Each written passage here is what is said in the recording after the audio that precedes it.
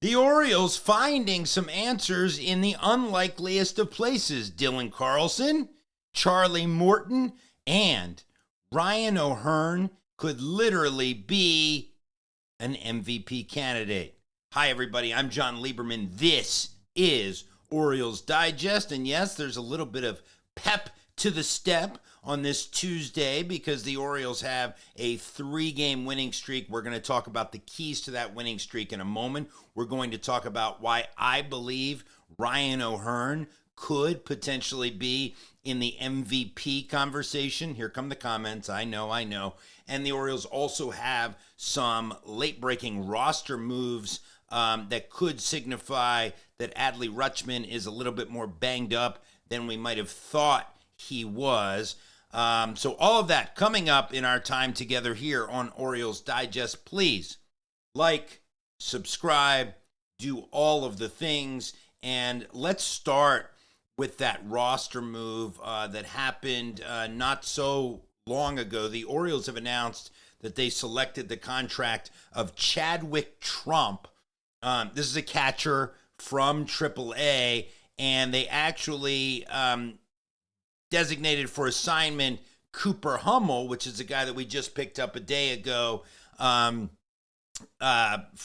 be a backup infielder. So the signing of Cedric Trump could signify, I mean, look, we know that the Birds are banged up at catcher. We know that Sanchez is out. We know Rutschman, took that foul ball. We don't know yet if he will be back in the lineup ASAP or not. But Trump signed a minor league deal with the Birds in April. He's played a bit in AAA, and we probably will see him in this St. Louis season. So just, again, a little bit of late-breaking news that the Birds have picked up have brought up Cedric Trump from the minors. Now, let's get back to the Birds and what seems to be fueling this latest 3-game winning streak. And look, we'll talk seriously about it when the winning streak gets to 7 or 8 or 9. But the Orioles have done it with the recipe that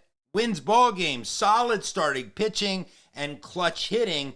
And we would be remiss, because we were all over him earlier in the year, we'd be remiss if we didn't give Charlie Morton a tiny bit of praise. I mean, Morton goes 6 innings, 2 runs on 4 hits, 2 walks, 5 Ks, and a ton of whiffs on that curveball, almost 50% whiffs on the curveball. So look, you love to see it. And then if you look at, the stats, Morton's lowered his season ERA from 9.76 on May 7th to 7.09. And you may be like, look, this guy still has a 7 ERA. True. But in the month of May, he has a sub-4 ERA. And if you think about the ripple effect of what this could mean for the rotation, you have Eflin, you have Sagano throwing well, Dean Kramer's been lights out his past 2 starts. Now you add Charlie Morton. Now you start to talk about a team that maybe, just maybe, could go out and win some ball games. And speaking of winning ball games, Dylan Carlson. Ramon Laureano gets hurt. It's the next man up mentality. Dylan Carlson comes up and he hits a 3-run dinger yesterday against his old team to give the Birds a spark. Again, it's the timely hitting with the solid starting pitching, and that is what keys victories. Let me tell you what else keys victories, my friends. The other thing that keys victories are things like the stats, because in my opinion, Ryan O'Hearn is the most underrated Oriole, period. And one of the most underrated players in the league, period. He can also do it with his glove. Take a look. This is in yesterday's game. O'Hearn lays out, makes the catch in right field. That's what you love to see, Ryan O'Hearn. But I want to take a look at his statistics because they only tell part of the tale. So this is Rhino, 8 homers, 18 RBI. He's walked a decent amount of time, 52 hits, 2 steals, not many Ks. And, Ryan O'Hearn has come to play this year. And you may look at these numbers and say, okay, these numbers look pretty good. But what about this? What about this? Ryan O'Hearn is 4th in the AL in batting average, 2nd in on-base percentage, and 6th in slugging. The Orioles have been horrible. O'Hearn has been a ray of light, and frankly, he should get some attention from around the league because he is now hitting .340. I'm going to go back to that home run while we talk about these numbers, which I doubt that you know, but somehow turning this thing around and making some sort of run. And that brings me to this. The Birds are 14 games out of first. We know that. The latest wild card, if you'll forgive me for a second, just wanted to take a look. The latest wild card standings.